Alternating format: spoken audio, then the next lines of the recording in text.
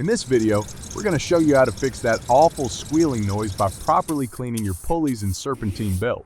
Let's get to it. If you're not sure what might be causing that awful squeal, we have a separate video on how to diagnose where that squeal is coming from. We've put a link to the video in the description below, or you can click the pop-up on your screen. So make sure to check it out. But cleaning your pulleys and belts is a good place to start because a common cause of that squealing noise is dirt, gunk, and contaminants stuck in the grooves of the pulleys and belt.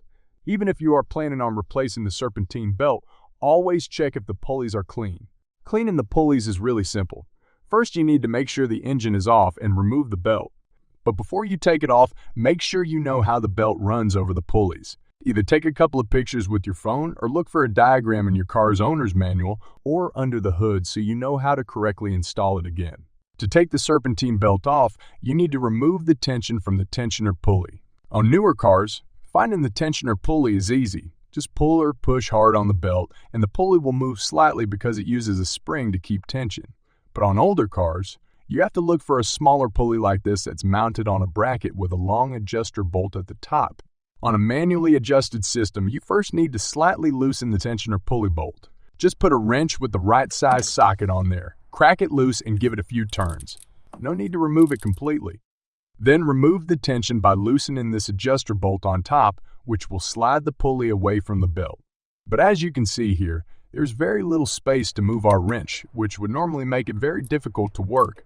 However, this special wrench is a real lifesaver because it not only works as a regular wrench, but it also has a handle that you can twist in either direction and the socket will rotate. We've put a link to all the products we used in the description below so you can easily find them. Then loosen the bolt and you'll see the pulley move away from the belt, reducing the tension.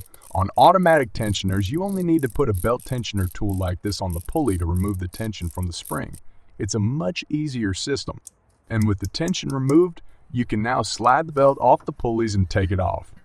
With the belt removed, you have access to the pulleys. Now all you need to do is spray them with lots of brake cleaner and grab a coarse brush so you can scrub away any gunk and grease that might be stuck in the grooves. Then spray some more on a rag and wipe the pulley down once more to remove the dirt you scrubbed loose. But try not to get any brake cleaner in the alternator itself, so it's best to cover it with a rag if you're spraying the pulley above it. Now repeat the process for all the pulleys.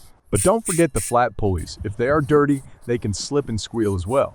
With the pulleys clean, you also need to clean the belt that has been running over those dirty pulleys. Otherwise, you'll have cleaned them for nothing. We like to wrap the serpentine belt over a table with an old towel on it and clean each section with brake cleaner and a coarse brush. Once a section is done, move to the next until the belt is clean all the way around. But don't forget to clean both sides. And finally, spray it one more time with brake cleaner and wipe it down with a towel, removing all the grease you scrubbed loose. It's that simple.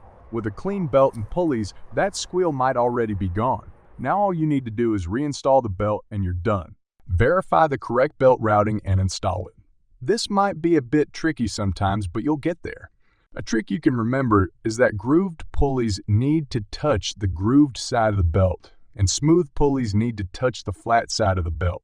With the belt correctly installed, you need to manually tighten it like on our Jeep if your car doesn't have an automatic tensioner.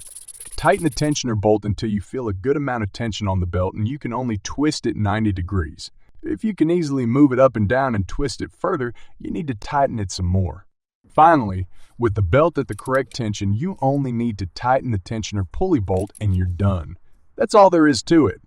Now you know how to clean your pulleys and belt. Thanks for watching. More videos are on the way, so be sure to like, comment, and share this video.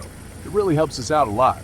Our content wouldn't be possible without the amazing support of our patrons and YouTube channel members, whose crew you can join via the links in the description to see our schedule, vote on future videos, get behind the scenes sneak peeks, and much more. This is Classic Car Maintenance, and we'll see you on the next one.